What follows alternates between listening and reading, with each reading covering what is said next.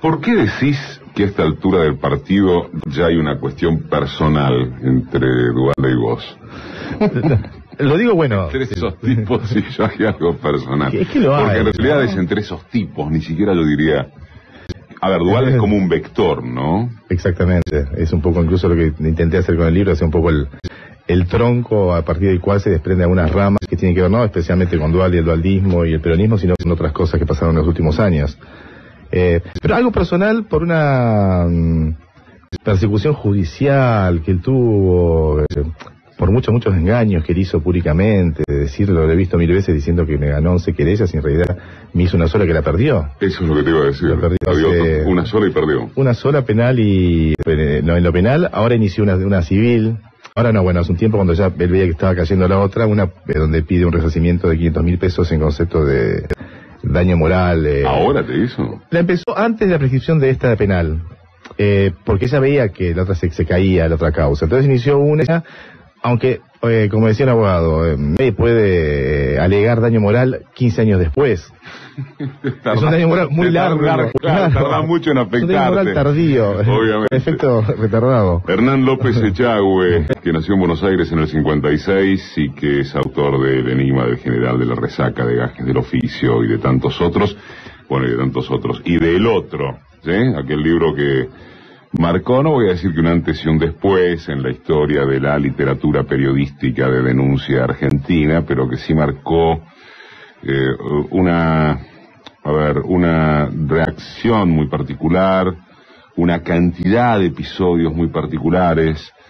A propósito de la historia de Duhalde o de lo que se genera en torno de Duhalde, baste acordarse de Duhalde en el programa de Mariano Grondona diciendo: vengo acá a denunciar a Echagüe porque la justicia es lenta.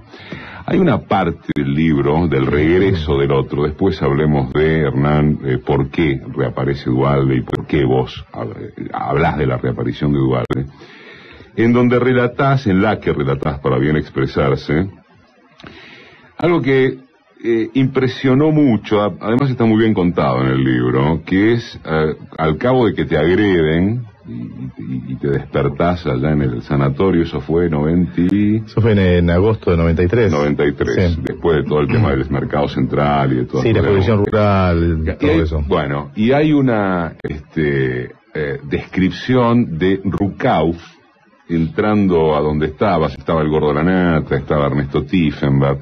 El cinismo del tipo, ¿no? Que voy a investigar las consecuencias. Y fue el primer acto como ministro. Y fue el primer acto como ministro. Es más, me haces recordar ahora que yo tuve que ir a cubrir la asunción del día anterior, la noche anterior. Y al día siguiente nos vimos otras circunstancias. Pero el cinismo que tuvo fue una escena, siempre yo me acuerdo, incluso estaba mi compañera Laura, que se ofendió de lo que le quería insultar ya.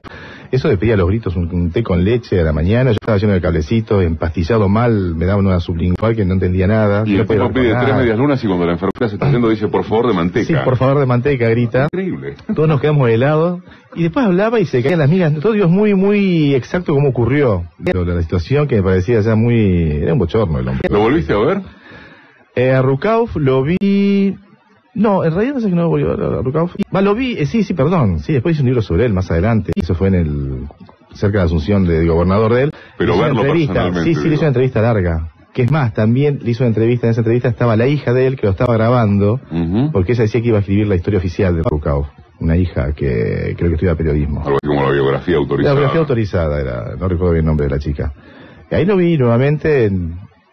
Yo ya había hablado de estas cosas públicamente, no me comentó nada sobre esto. En realidad la pregunta apuntaba si lo habías vuelto a ver en el marco de lo que prometió investigar hasta las últimas consecuencias. En ese aspecto la última vez que no, me enteré por televisión cuando inventaron aquella payasada. Recuerdo que yo estaba en Mar del Plata porque Página me había llevado a Mar del Plata porque estuviese más tranquilo, pero me mandaron en el medio de la tormenta de Santa Rosa en un avión que nunca tuve tanto miedo en mi vida, te digo, no sé si le tenía más a los patoteros o al avión. Y ahí él inventó a 2 presuntos agresores que iban camino a la cancha de River donde jugaba River con Paraguay, con Argentina con Paraguay, creo, si mal no recuerdo. Era Argentina con un amistoso. Y ellos tenían, cuando van a pasar el cordón, 2 hinchas van a pasar un cordón, que hay cordones policiales, para ver si llevan piedras, qué llevan, qué objetos llevan, y llevaban una sevillana idéntica a la que yo describí en la denuncia, y en un paquete, en un papel de ese metalizado de cigarrillos, de la parte interior, un mapa de mi casa con una flecha que decía más o menos acá. Recuerdo que después, bueno, eso fue una invención terrible porque hicieron una rueda de prensa, para eso lo reconocía, no reconocía a nadie.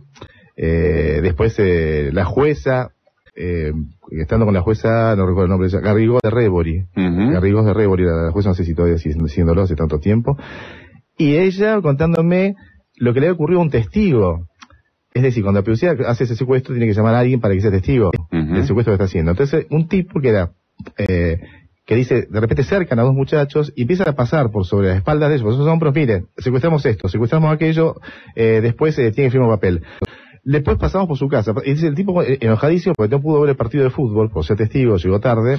Dice que a las 12 de la noche llegó un policía, muy cómico el relato del tipo, porque yo estaba cuando él lo estaba diciéndose a la jueza, cuando estaba declarando este hombre. Llega un policía a 12 de la noche con un papel que decía, siendo las 14:35, todo. Y aparte una cosa ya decía que fue muy insultante, decía el hombre. Dice, ¿qué? Y el policía tartamudo. Y no podía entenderle. Y que decía, firme acá. Toda una payasada que quedó en la nada, después no se investigó más, ¿no? ¿Cuánto hay de mito y cuánto hay de realidad en el poder de Duhalde? Porque yo lo quiero personalizar en cuanto a la opinión o en cuanto a la sensación. Yo tengo la sensación de que es una suerte de símil del poder que se le confiere a la Iglesia Católica, al poder institucional de la Iglesia Católica, que por supuesto tiene su poder propone y saca ministros, pero al margen de eso, yo tengo que es menos de lo que parece y que es más lo que construye. Sí, yo creo que hay una situación de, si uno ve, por un lado hay 2 cosas, por un lado, en estos días, cuando cada vez que viajo a Buenos Aires veo amigos que viven en el conurbano y me cuentan, por ejemplo, que en las zonas, los bolsones más miserables, los bolsones más pobres del conurbano, hay muchos dualdistas repartiendo bolsas de alimentos semanalmente, en estos momentos, ahora. Y lo hacen. Eso no significa que una bolsa de alimentos equivalga a un voto, para nada estoy diciendo eso, pero están haciendo un trabajo como una especie de gobierno paralelo, una caja PAN, como hubo en su momento, que lo hace una organización con el apoyo que tendrá el de empresarios y no sé qué gente que colabora con él. Pero es verdad lo que decís vos, me gustó esa definición, tiene una especie de aura de peronista andariego, de peronista todavía con cierta mística, que es lo que intenta él llevar adelante, que creo que lo está perdiendo, porque yo lo que noto en comparación con los años anteriores, cuando hice el otro, el año 96, y seguía mucho lo que hacía Duhalde, recuerdo imágenes que a mí uno decía, wow, qué poder que tiene este hombre. Por ejemplo, junto a aquel boxeador, Juan Martín Látigo Coggi, era, ¿no? No recuerdo, tiene que ver con la ciudad de Látigo Coggi, no recuerdo de qué ciudad es él en este momento, de Buenos Aires, provincia de Buenos Aires. Él hizo una recorrida, una cabalgata, él y Látigo a caballo, en una cabalgata, los dos, liderando una masa de gente, y bueno, después esas camionetas de periodistas que lo seguimos, y después gente a cada lado del camino, a lo largo de 3 kilómetros de un camino de tierra que prometía que iba a faltar.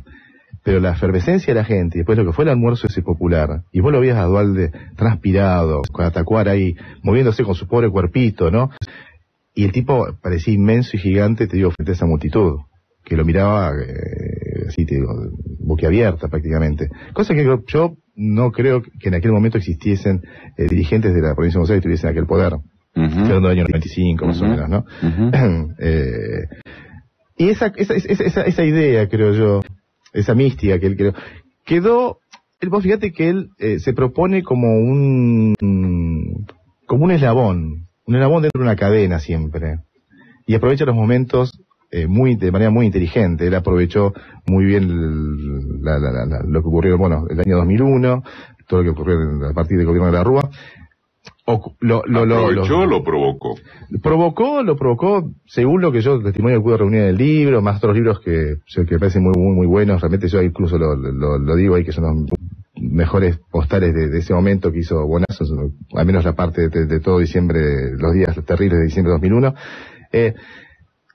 Él, bueno, según los testimonios que yo tengo, él se reunía con cierta asiduidad en la casa de Alfonsín mismo, donde iba uno de los participantes fijos del radicalismo, la Moró, tenía charlas, todo lo que había empezado esas reuniones con la idea de voltear a caballo, todo el mundo que se saca caballo de encima, bueno, terminó con un Alfonsín que se encogía de hombros, como diciendo estilo, bueno, sigan ustedes. Me hace acordar mucho una anécdota que me contó en su momento el dirigente peronista gremial Miguel Gacera, ¿era? No, Miguel Gacera, sí, que fue una especie de vínculo con Perón en la época de Ilia. Ajá. Se comunicaba con Perón, y Perón un día, en la época de aquellas huelgas, antes de la caída de Ilia, le dice, bueno, ustedes acérquenlo al abismo, pero no empujen, que se caiga solo. Y eso es un poco lo que hizo o cree que hizo cierto sector del peronismo con De la Rúa, ¿no? Con De la Rúa ya desgastado. Pero que lo acercaron, los mismos radicales lo dicen, los mismos... todos te hablan ahora porque pasaron 10 años, más 9 años, entonces piensan que se pueden contar cosas que me parece importante que las cuenten, ¿no? Está Hernán López Echagüe, el autor del Otro, que acaba de publicar, bueno, en realidad se lo publicó Planeta, de Espejo de la Argentina, El regreso del Otro, la reaparición de Eduardo Duhalde en la pelea política argentina. Ahora seguimos. Hernán es Hernán López Echagüe, el autor del regreso del Otro, una continuidad de sí mismo, ¿no? A partir de lo que fue el libro del 96.